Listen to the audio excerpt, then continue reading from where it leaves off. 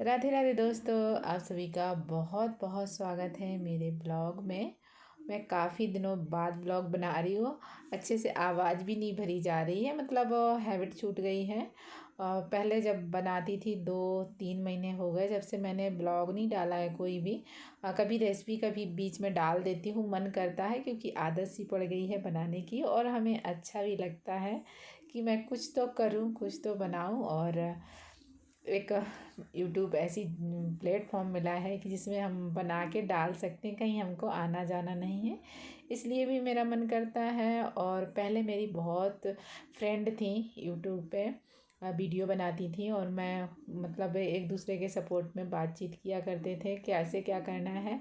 और अभी लगता है सभी ने चैनल बंद कर दिया है। जैसे मेरा चैनल ग्रो नहीं किया है, शायद उनका भी नहीं किया। पहले तो हम लोग जुड़े थे लेकिन अब उनके भी ब्लॉग नहीं आ रहे हैं और बातचीत भी नहीं हो रही है हमारी। तो उनका भी चैनल मेरी तरह ग्रो नहीं हुआ है। किसी किसी का चैनल तो मोनेटाइज हो के पेमेंट भी मिल गया था और फिर कुछ कारण बस बंद हो गया, पता नहीं। तो मेरा भी मन हट गया है ब्लॉग बनाने से, लेकिन मेरा जब मन करता है तो मैं बना लेती हूँ। और एडिटिंग नहीं कर पाती हूँ, टाइम नहीं मिलता है, इसलिए मेरे ब्लॉग आना बंद हो गए थे। तो आज मेरा फिर से मन किया तो मैंने सुबह से मॉर्निंग से ब्लॉग बनाना शुरू किया था। और अभी स्टैंड वगैरह नहीं है कि मैं लगा लूँ। जो पुराना स्टैंड था तो ख़राब हो गया है, तो उसमें फ़ोन लगाते नहीं बनता है फ़ोन, इसलिए मैं थोड़ा थोड़ा कहीं कहीं का शूट करके डालूँगी। और जब मन किया करेगा तो मैं ब्लॉग ज़रूर बनाऊँगी, अपनी यादों के लिए हो जाएगा। ज़रूरी नहीं है कि कोई देखे, जिसको अच्छा लगेगा वो देखेगा। तो मैंने मॉर्निंग के अपने सारे काम किए, उसके बाद आज एकादशी है। अभी 2:30 बज रहे हैं जब से मैंने शुरू किया था खाना बनाना। तो पहले मैं चाय बनाऊंगी अपने लिए, कि सुबह भी मैंने चाय पी थी, उसके बाद कुछ भी नहीं खाया पिया है। पानी बीच में 1-2 बार ले लिया है, लेकिन वैसे कुछ खाया पिया नहीं है। और तो चाय पहले बनाऊंगी, उसके बाद मैंने खीर रख दी है पकने के लिए। खीर भी बनानी है एकादशी की वजह से, और पूजा करूँगी। आज अचानक से मेरा मन हो गया। वैसे मैं पूर्णिमा को कथा करती हूँ सत्यनारायण भगवान की, हर पूर्णिमा को तो नहीं, कभी कभी बीच में कर लेती हूँ। तो आज मेरा मन कर गया कि चलो एकादशी है और कथा कर लेती हूँ सत्यनारायण भगवान की। 4 से 5 बजे के बीच में कर लूँगी, इसलिए मैं 2:30 बजे से लग गई थी बनाने के लिए। तो सबसे पहले मैंने आटा भूंजा है, जिसको पलींजी बोलते हैं, हमारे यहाँ तो पलींजी बोलते हैं। और साइड में मैंने खीर रख दी थी पकने के लिए। तो आज एकादशी है इसलिए चावल की खीर बना नहीं सकते हैं, और सेवई की मैंने बनाई नहीं है। आज मैंने साबूदाना की खीर रखी है पकने के लिए। और साथ ही साथ थोड़ा सा आटा गूँथ लिया है अठवारी बनाने के लिए। तुलसी जी की पूजा करूँगी और सत्यनारायण भगवान का भोग भी हो जाएगा उसी में। तो खीर हमारी पक चुकी है, तो हमने उसमें कुछ ड्राई फ्रूट्स पहले से कट करके रखे थे वो डाल दिए हैं। और इसमें शक्कर डालूँगी लास्ट में, क्योंकि फटने का भी डर रहता है। तो मीठे में खीर है, लेकिन मन कर रहा था कुछ और भी बनाए, शायद भगवान जी को कुछ खाना होगा, तो जो उनको खाना रहता तो बनवा ही लेते हैं। तो एक लौकी रखी थी मेरे पास, तो उसको अच्छे से साफ़ करके कद्दूकस कर लिया, उसका सारा पानी निकाल दिया है और डाल दिया है भूनने के लिए। इसको अच्छे से भूनेंगे। और आज हम कुछ हटके मीठा बनाने वाले हैं, कि इस लौकी का और नारियल का बहुत ही टेस्टी बना था।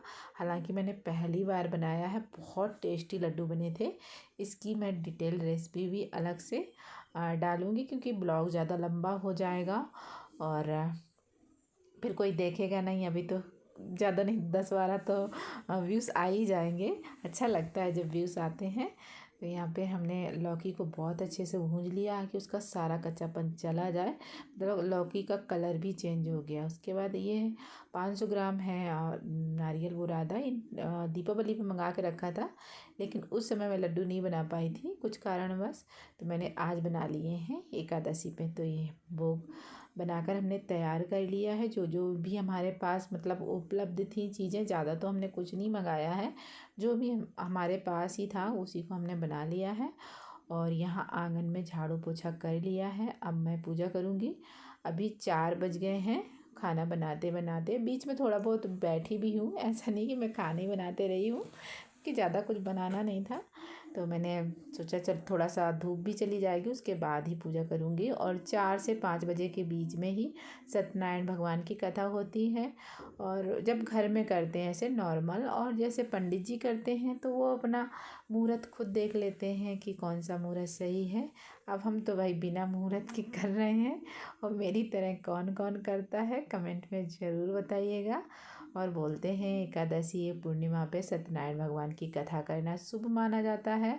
तो मैं कभी कभी कर लेती हूँ। तो यहाँ पे साधना भी आ गई है और सारी सामग्री लगा के हमने रख ली है। वैसे कथा में केला का होना बहुत ज़रूरी होता है। तो फल में तो केला है, पेड़ भी है हमारे घर में, पौधा है केला का, लेकिन छत में है। और अभी उसमें ज़्यादा पत्ते नहीं निकले हैं क्योंकि दीपावली पे भी हमने तोड़ लिए थे पूजा के समय, इसलिए हमने अब उसके पत्ते नहीं तोड़े हैं। 2-3 पत्ते ही बचे हैं और छोटा सा पौधा है, अगर हम उसके पत्ते निकाल देंगे तो पूरा सूख जाएगा। तो सोचा यहाँ पूजा कर लेते हैं, बाग में जो बाद में भोग वहाँ भी लगा देंगे। वैसे तो छत में ही पूजा करती, सारा सामान ले जाती वहीं पे, लेकिन थोड़ी सी हवा चल रही है तो छत में पूजा करने में थोड़ी सी दिक्कत हो जाती है।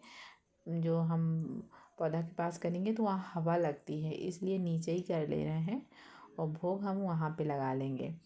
तो ये सत्यनारायण भगवान की पुस्तक मैं पिछली साल लेके आई थी, इसी समय लेके आई थी कार्तिक के महीना में। और जब से मैं बीच बीच में कभी कभी कथा कर लेती हूँ, हर पूर्णिमा को नहीं करती हूँ, कभी कभी ही बीच में कर लेती हूँ। तो यहाँ पे हमने फूल और अक्षत से भगवान जी बना लिए हैं। हमारे पास प्रतिमा भी नहीं है, फ़ोटो भी नहीं है सत्यनारायण भगवान की।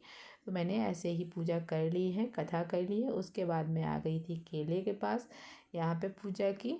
और जैसे ही शाम हुई है, मतलब थोड़ा सा अंधेरा होने लगा है, तो अब हमको करनी है तुलसी जी की पूजा। तो तुलसी जी भी उठा के रखी है मंदिर के सामने। वैसे तो हर बार की नीचे करती थी, लेकिन इस बार मैं कर रही हूँ जस्ट मंदिर के सामने, कि भगवान जी के सामने पूजा करेंगे। मैं तुलसी जी का विवाह नहीं करवाती हूँ, मैं सिर्फ नॉर्मल सी पूजा करती हूँ। और बहुत से लोग तुलसी विवाह भी करवाते हैं शालिग्राम भगवान के साथ, लेकिन मैं नहीं करवाती हूँ और उतना हमें जानकारी भी नहीं है। मैं तो बस माता रानी को सारा श्रृंगार चढ़ा देती हूँ और होम धूप जो भी रहता है प्रसाद वगैरह सब कर देती हूँ और परिक्रमा लगा लेती हूँ। तो प्लान तो था हमारा 108 परिक्रमा लगाने का, लेकिन फिर 21 परिक्रमा लगाई क्योंकि बीच में डब्बू थोड़ा सा डिस्टर्ब कर रही थी यहाँ आके, इसलिए फिर मैंने उतनी लगाई। तो ये मेरा छोटा सा ब्लॉग है, अगर आप लोगों को पसंद आए थोड़ा सा भी तो प्लीज़ लाइक करना। चैनल पर पहली बार आए हो तो सब्सक्राइब भी कर लेना। मंदिर से आके सब्ज़ी लेके आए थे ये, तो मैंने सारी सब्ज़ी को निकाला है, इसको छांट के रखूँगी और साफ़ करके भी रखूँगी, क्योंकि सुबह टाइम नहीं रहता है, सुबह बहुत जल्दी जल्दी करना रहता है। आज तो बच्चों की छुट्टी थी तो इतनी